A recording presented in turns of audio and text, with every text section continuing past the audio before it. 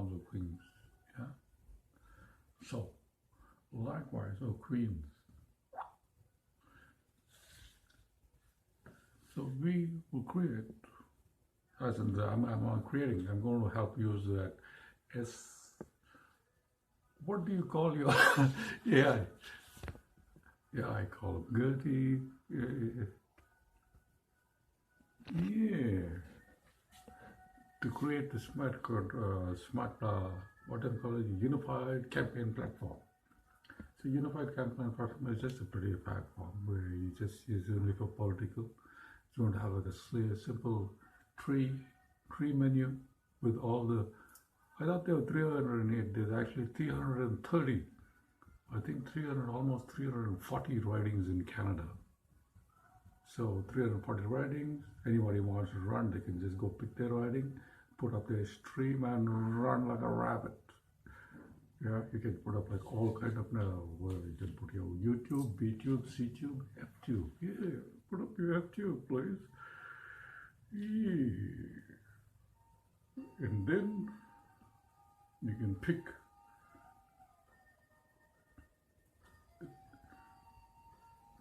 then tie that into smart contracts. Smart contracts in legislation. So we'll create like smart contracts in legislation. Right? Wouldn't that be like a good thing? And we can do that put that into what's it called? Blockchain. We can blockchain legislation. Can we? Does that sound like too terribly technologically unsound? Well, it's better than Mr. Polybehavior like betting on cryptocurrency. Like I'm already made myself clear on cryptocurrency. I like it, but it has like a huge but now. Yeah, it's a good but, and that is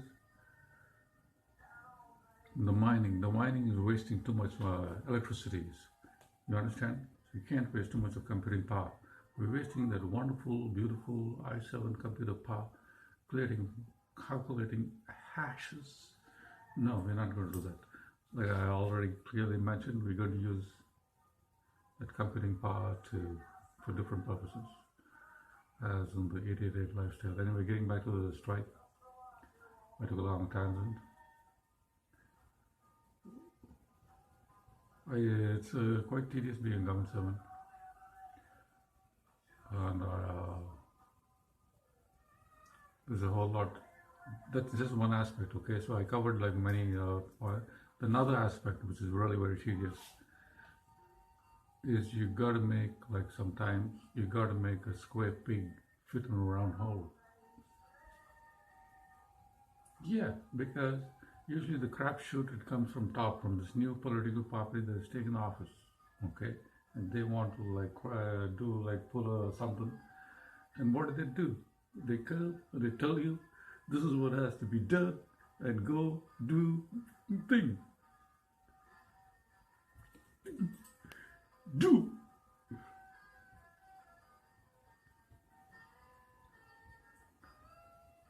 Yeah, and you don't want to do it. Like, why would you want to do it? It's like all balls. It's like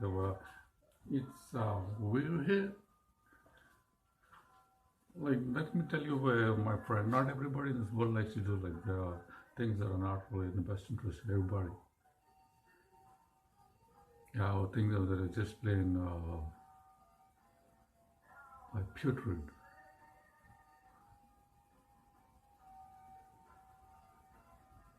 Because, but then you have to do it. No, that's why you signed up. You're going to do it more for. Like, why are you like a government servant? Like, what was it? Let me go see a public service officer. Yeah.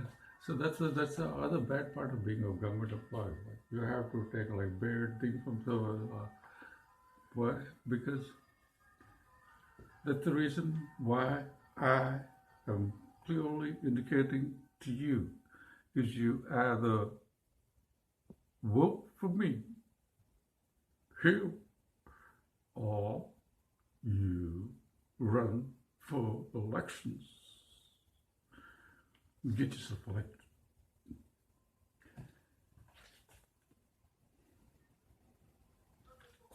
Yep. So being a public servant is very hard, and it sounds like a good idea. It sounds it's good. It takes a lot of. It is more than it seems. I think the paperwork is a pain, and all the management and all. It's also a good idea. Yeah. Well, integrating the tangent on AI to working to and strikes to AI is like profound. So that's going to change the way we value the nature of work. Understand?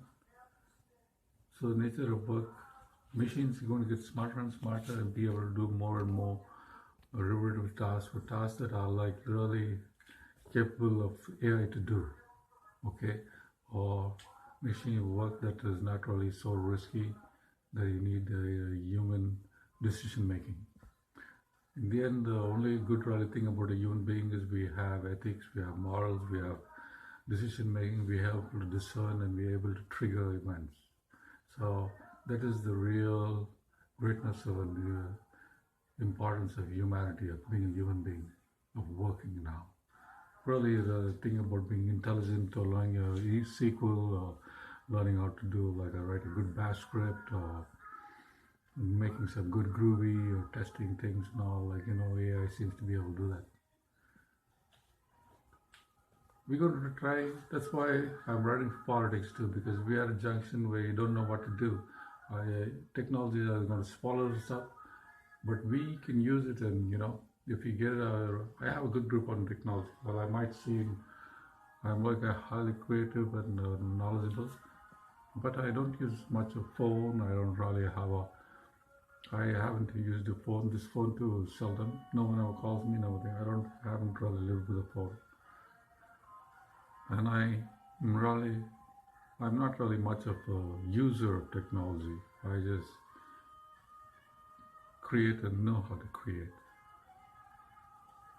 I'm just getting onto social media now. I'm hardly, one of my posts on social media was deleted because it says your account is less than 3 months old. That's true. It's been less than 3 months since I got on social media. And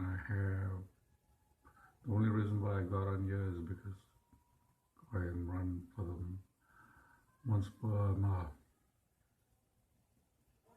MP. Yep. And it's going to be a thing. I would say it's a new party, a new thing, because we're going to smartify this whole thing. We're going to make it smart. We're going to make like the people really rooting people. We can implement like a real good system where everybody can have power of decision making and bring about rules and laws that are beneficial to them and beneficial to society. If somebody comes up with a good idea, and you can second it and third it and fourth it. But again, we have to have really good measures, and like instead of like popularism, and we can make laws come from nobody, from one tweet or from one somebody to law or royal assent. That's where I come in, for royal assent. Yeah. What I say is good, it should be good. Okay? Funny, no?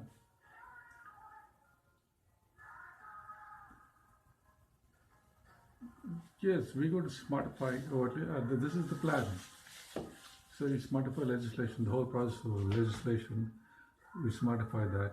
Then we smartify even the judicial system too, and the same with the defense system too.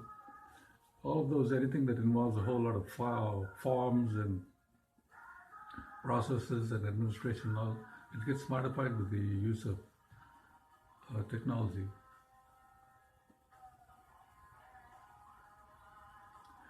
And another point I want to talk about the federal government, being a federal government body.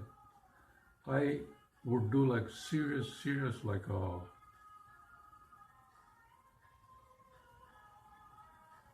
I would be seriously upset if I was a federal government employee and my payroll was upsetted by a stupid IBM product. What's that product called? What was that payroll thing called? Oh well, it was some kind of payroll thing that was written by IBM that messed up the payroll of all the federal employees. Yeah, if I was a federal employee and that message, imagine people like losing their mortgages, not able to make their payments, like all those things because your payroll is messed up. And then it becomes so messed up, it doesn't have like calculations, and then it says, oh no, you messed up, you have to give back some money, and take back money, and then get back into debt, and then do that. But not enough, you're not even barely getting paid, and by the time you pay your credit card, your mortgage, and your this and that, and all, you have jack and diddly nothing. You also having like a payroll, like playing the hanky with you, and your federal government, sir.